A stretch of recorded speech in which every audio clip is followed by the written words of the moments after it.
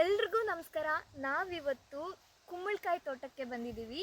ಇದು ಸೀಡ್ ಬಂದು ಭೀಷ್ಮ 2 ಅಂತ ಸ್ವೀಟ್ ಕುಂಬಳಕಾಯಿ. ಇದೆಲ್ಲ 1 ಎಕರ್ ಲ್ಯಾಂಡಲ್ಲಿದೆ. 5,000 ನಾರಷ್ಟು ನಾಟಿದ್ದಾರೆ. ಇಷ್ಟೊತ್ತಿಗೆ ಇವ್ರಿಗೆ 10,000 ರೂಪಾಯಿ ಅಷ್ಟು ಖರ್ಚಾಗಿದೆಯಂತೆ.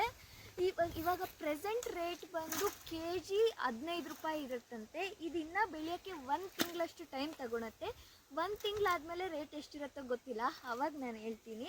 ಇವಾಗ ಅಂಕಲ್ ಅವರು ಗೊಬ್ಬರ ಹಾಕ್ತಿದ್ದಾರೆ. ಬನ್ನಿ ಗೊಬ್ಬರ ಹಾಕೋದು ನೋಡಿಸ್ತೀನಿ.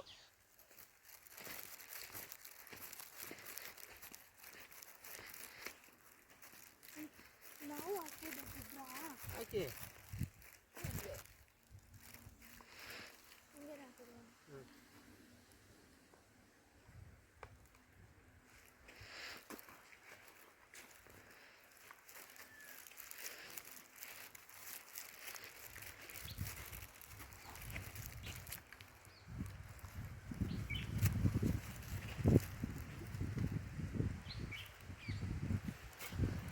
ಅಷ್ಟೇ ಈ ವಿಡಿಯೋಗೆ.